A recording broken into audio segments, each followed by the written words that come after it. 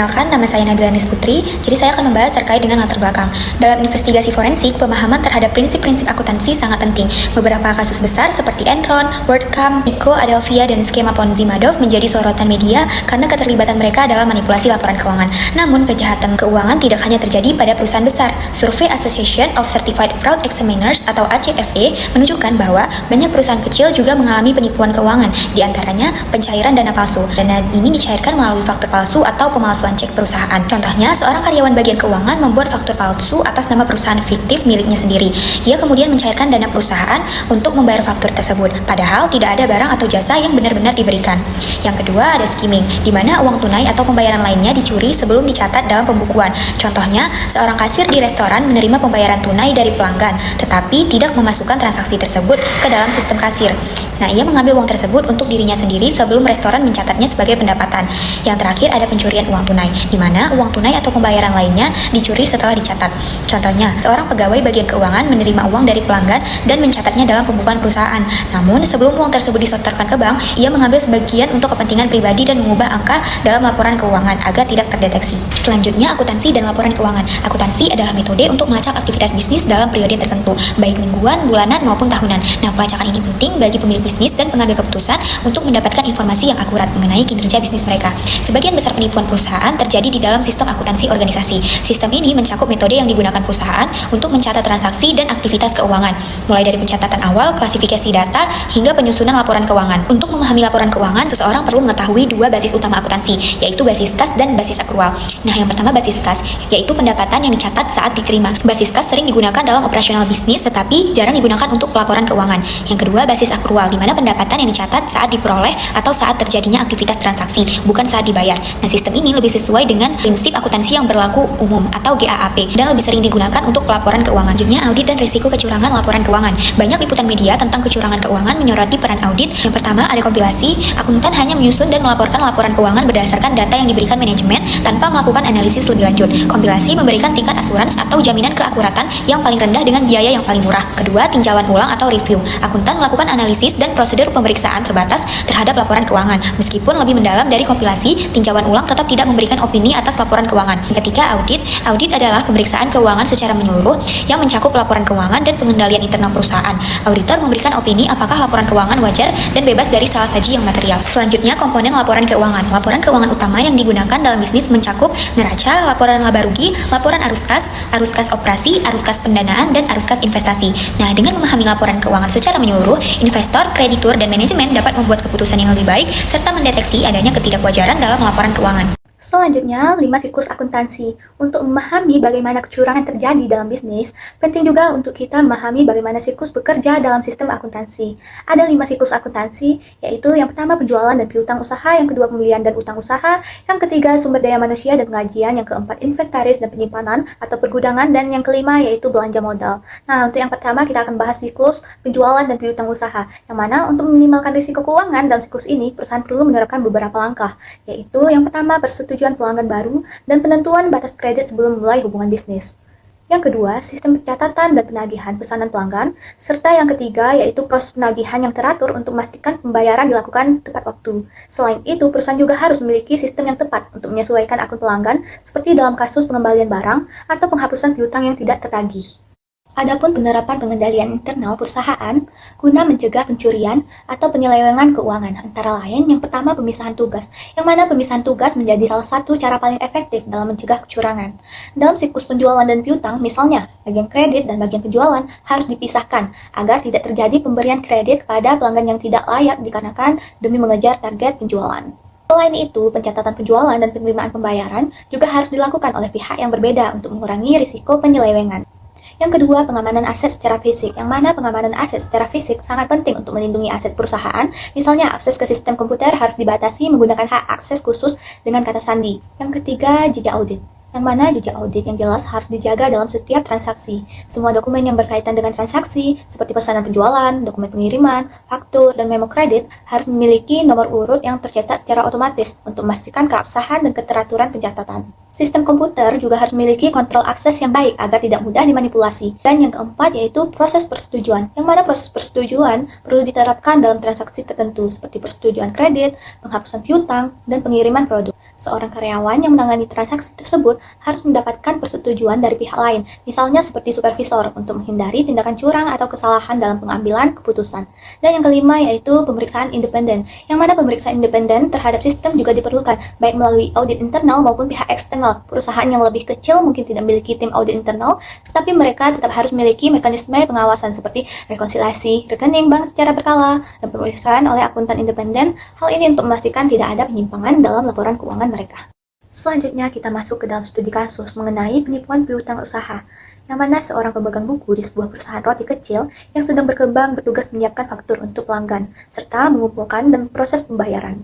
Seiring dengan bertambahnya pelanggan dan meningkatnya penjualan, pendapatan perusahaan juga mengalami kenaikan. Namun, ketika dilakukan audit internal mendadak, ditemukan bahwa jumlah uang yang disetorkan ke bank lebih kecil dari yang seharusnya. Mengingat peningkatan penjualan yang terjadi, setelah dilakukan pemeriksaan lebih lanjut, ditemukan bahwa jumlah yang ditagihkan kepada pelanggan dalam faktur lebih besar dibandingkan jumlah yang dicatat dalam jurnal penerimaan kas. Salinan faktur yang tersimpan di kantor telah diubah agar sesuai dengan catatan jurnal yang telah dipalsukan. Ternyata, pemegang buku tersebut telah mencuri lebih dari $15.000 selama setahun sebelumnya. Akhirnya kecurangannya terungkap. Setelah ketahuan, ia diberhentikan dari pekerjaannya dan setuju untuk mengembalikan uang yang dicuri agar kasus ini tidak dilaporkan ke pihak yang berwenang. Nah, dari hal-hal seperti inilah maka perlu pengendalian internal dalam perusahaan guna mencegah pencurian dan penyelewengan dalam perusahaan. Selanjutnya, saya akan menjelaskan siklus pembelian dan utang usaha. Nah, siklus ini berkaitan dengan proses pembelian barang atau jasa yang dilakukan perusahaan untuk mendukung kegiatan operasionalnya. Nah, utang usaha ini akan muncul ketika perusahaan membeli barang atau jasa secara kredit. Nah, di sini ada 5 proses dalam siklus pembelian dan utang usaha. Yang pertama itu, sebelum memulai hubungan bisnis, perusahaan harus mengecek dulu vendornya ini benar-benar ada kegiatan bisnis dan juga memiliki reputasi yang baik. Yang kedua, setelah persetujuan vendor, perusahaan itu harus menerbitkan purchase order atau PO untuk memesan barang atau jasa yang diperlukan. Nah, PO ini sangat penting karena memuat detail pembelian seperti barang apa saja yang dipesan, harganya berapa, lalu bagaimana sistem pembayarannya. Lalu saat barang atau jasa itu diterima, perusahaan harus mencatat dan memverifikasi ulang dengan cara menghitung ulang barang bukti secara fisik dan juga mencocokkan dengan dokumen purchase order tadi. Dan yang keempat itu pencatatan utang. Ini sangat penting. Utang sendiri itu akan muncul di akun neraca sebagai liabilitas dan juga laporan laba rugi.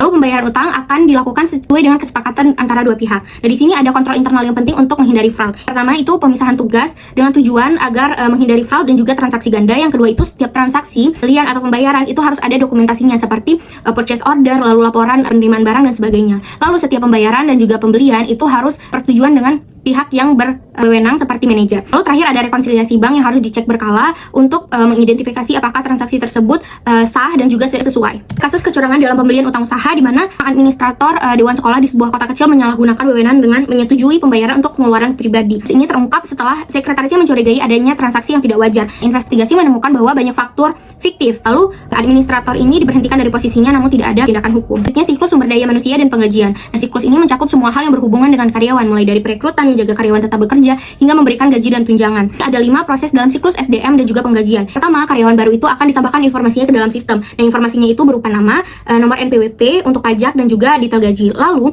waktu kerja karyawan juga dicatat dalam sistem, yaitu waktu kerja reguler, jam lembur dan juga cuti. Perhitungan gaji dan pajak. Nah, perhitungan ini melibatkan pemotongan pajak, iuran jaminan sosial dan tunjangan lainnya dan juga gaji pokok. Lalu pembayaran gaji. Nah, gaji itu biasanya dibayarkan melalui transfer bank. Nah, proses ini harus hati-hati karena harus dipastikan bahwa pembayaran ini secara tepat dan akurat. Laporan pajak penghasilan dan tunjangan itu harus dilaporkan ke otoritas terkait. Jadi perusahaan harus memastikan bahwa semua kewajiban pajak itu dipenuhi sesuai dengan ketentuan yang berlaku. Pada siklus ini ada 4 kontrol internal yang penting. Yang pertama itu pemisahan tugas untuk mencegah adanya penipuan seperti adanya karyawan fiktif. Lalu juga dokumen pendukung harus diverifikasi sebelum pembayaran gaji dilakukan. Lalu juga lembur dan biaya perjalanan dinas itu harus dijual oleh atasan langsung seperti manajer keuangan dan sebagainya. Lalu terakhir ada audit internal yang dilakukan secara rutin dapat membantu mengidentifikasi ketidakberesan dalam proses penggajian. Selanjutnya siklus inventaris dan penyimpanan. Nah, siklus ini mencakup proses pembelian, penerimaan, penyimpanan dan pengiriman barang. Nah, inventaris ini meliputi bahan baku mentah, barang dalam proses dan juga barang jadi. Nah, di sini ada 5 proses dalam siklus inventaris dan penyimpanan. Pertama itu pembelian bahan baku, di mana perusahaan memesan bahan baku dari vendor berdasarkan kebutuhan produksi dan permintaan pelanggan. Nah, proses ini melibatkan purchase order juga dan koordinasi dengan vendor untuk pengiriman. Lalu setelah barang tiba, perusahaan harus memeriksa dan mencatat barang yang diterima dan memverifikasi ulang bahwa barang yang diterima itu sesuai dengan PO. Lalu barang yang diterima itu akan disimpan di gudang. Nah, penyimpanan yang baik itu pasti ada aturannya. Jadi barangnya itu akan diurutkan berdasarkan jenis, ukuran dan juga tanggal kadaluarsa. Lalu ada penggunaan dalam produksi. Nah, bahan baku yang yang dikeluarkan dari gedung untuk digunakan dalam produksi itu harus dicatat dengan baik agar memastikan akurasi total dari inventaris. Lalu yang terakhir, barang jadi yang telah selesai diproduksi dikirim ke pelanggan. Nah, proses itu harus melibatkan pembuatan dokumen pengiriman dan pencatatan pengurangan stok akibat penjualan. Lalu di sini ada 4 kontrol internal yang penting. Yang pertama itu pasti pemisahan tugas. Jadi orang yang bertanggung jawab atas penerimaan barang itu harus berbeda dengan orang yang melakukan perhitungan fisik inventaris. Yang kedua itu, semua transaksi yang berkaitan dengan inventaris itu harus didukung dengan dokumen seperti purchase order, laporan penerimaan barang, dan dokumen pengiriman. Lalu audit trail. Jadi perusahaan itu harus menjaga jejak audit yang jelas untuk setiap transaksi inventaris. Ini termasuk pencatatan setiap barang yang masuk dan keluar dari gudang. Selanjutnya, penghitungan fisik inventaris, yaitu perusahaan harus melakukan perhitungan fisik inventaris secara berkala untuk memastikan bahwa catatan inventaris itu sesuai dengan kondisi inventaris sebenarnya. Akhir itu ada keamanan fisik, di mana gudang itu harus diamankan dengan baik untuk mencegah pencurian atau kerusakan barang. Nah, untuk siklus akuntansi yang terakhir yang harus kita pahami adalah siklus belanja modal. Siklus belanja modal ini dikenal juga dengan siklus akuisisi dan pembayaran modal, atau juga disebut dengan siklus pembiayaan. Di dalam siklus belanja modal ini, terdapat 4 transaksi utama. Yang pertama ada peminjaman dana, yang kedua ada pencatatan pembelian modal, yang ketiga ada pembayaran bunga dan dividen, dan yang keempat ada pembiayaan ekuitas. Oke, selanjutnya ada beberapa hal penting yang harus diperhatikan dalam pengendalian internal entitas. Nah, jadi untuk yang pertama itu, entitas harus memastikan adanya dokumentasi yang tepat untuk setiap transaksi, seperti ada pembelian modal, pinjaman, entry jurnal, sertifikat saham, dan lain-lain. Kemudian entitas harus memastikan bahwa adanya pemisahan tugas-tugas, seperti dalam penerbitan saham dan penanganan kas. Dan yang paling penting adalah jejak audit, yang tentunya akan sangat membantu entitas dalam menjaga aset perusahaan, misalnya melalui kontrol atas deposito bank dan otorisasi untuk pinjaman. Nah, jadi di sini kita dapat lihat ya, ada kasus dari siklus belanja modal. Nah, jadi kita ceritakan sedikit bahwa kasus ini bermula pada agensi pemerintah yang awalnya mengawasi broker hipotek untuk memastikan kepatuhan. Agensi pemerintah di sini khawatir bahwa banyak broker yang beroperasi seolah-olah mereka memiliki lisensi bank. Nah, untuk mengidentifikasi masalah ini, agensi pemerintah melakukan pemilihan acak, yaitu memilih broker secara acak untuk diperiksa. Kemudian mengeluarkan regulasi agar kegiatan broker itu terbatas pada pencarian hipotek dan investor saja. Kemudian ternyata agensi pemerintah menemukan bahwa terdapat penyalahgunaan wewenang dan penggunaan dana untuk kepentingan pribadi. Lalu, tindakan yang dilakukan oleh pemerintah untuk menangani kecurangan ini adalah dengan mencabut lisensi broker dan menutup operasi broker demi melindungi investor. Nah, selanjutnya kita masuk pada pembahasan berikutnya, yakni dasar akuntansi yang selanjutnya harus kita pahami adalah jurnal. Jadi apa itu jurnal? Jurnal merupakan buku catatan awal yang berisi transaksi keuangan yang terjadi dalam entitas secara kronologis. Lalu untuk apa jurnal ini dibuat? Yang pertama, mencatat semua transaksi keuangan. Kemudian, menyediakan informasi penting untuk penyusunan laporan keuangan. Dan yang terakhir, memudahkan pelacakan dan analisis transaksi. Nah, selanjutnya tipe jurnal ini ada 2. Yang pertama, yaitu jurnal umum, di mana jurnal ini mencatat transaksi secara umum yang tidak spesifik. Dan yang kedua, ada jurnal subsidiari, yang mencatat semua jurnal secara spesifik. Di antaranya ada jurnal penjualan, yang mencatat penjualan barang dan jasa, dan jurnal pembelian, yang mencatat pembelian barang dan jasa. Selanjutnya, kita masuk pada proses pencatatan jurnal. Nah, jadi pertama-tama itu kan, semua jurnal itu dicatat sebelum dipindahkan ke buku besar. Nah, jadi di setiap entry itu mencakup informasi tanggal, akun yang terpengaruh, serta debit dan kredit. Selanjutnya, tentu harus ada pula kontrol internal untuk jurnal ini, di mana setiap pencatatan yang dilakukan, maka diperlukan adanya dokumentasi dan adanya audit trail yang jelas untuk melacak transaksi dan mendeteksi penyimpangan. Nah, tentu saja di dalam jurnal ini dapat terjadi risiko kecurangan, seperti manipulasi entry jurnal yang menyebabkan penipuan dan informasi yang tidak akurat. Jadi perlu adanya review berkala terhadap entry jurnal untuk mengidentifikasi potensi kecurangan. Juga harus diterapkan kontrol yang ketat dalam pencatatan dan pengelolaan jurnal untuk mengurangi risiko. Nah, jadi dari keseluruhan materi yang telah kami paparkan, kami mengambil kesimpulan bahwa pemahaman yang kuat tentang dasar akuntansi itu sangat penting untuk mencegah penipuan terjadi dalam organisasi. Karena risiko kecurangan itu dia bisa meningkat tanpa kontrol internal yang memadai. Haruslah ada penerapan prinsip akuntansi yang baik dan siklus akuntansi yang terstruktur untuk memastikan akurasi laporan keuangan. Dan juga pula perlunya audit internal dan eksternal untuk membantu mendeteksi penyalahgunaan. Jadi dengan kontrol internal yang ketat, entitas dapat mengurangi risiko kecurangan dan menjaga integritas laporan keuangan. Entitas perlu berkomitmen pada praktik akuntansi transparan dan akuntabel untuk melindungi aset serta membangun kepercayaan di pasar.